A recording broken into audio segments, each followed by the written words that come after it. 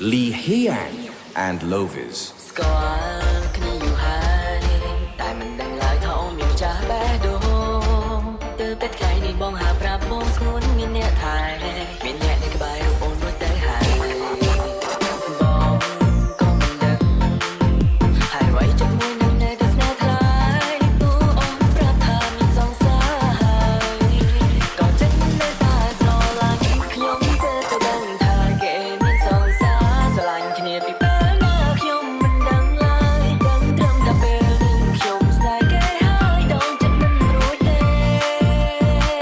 ហាមិនเอาខ្លួនបងអាចធ្វើបានតែហាមិនក៏យ៉ាងធ្វើមិនបានទេ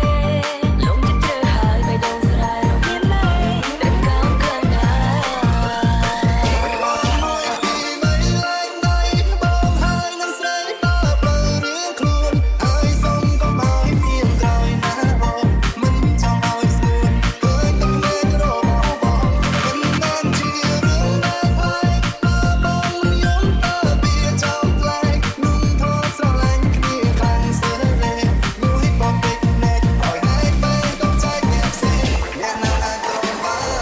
Ben Ben feat. Lee Hyang and Lovis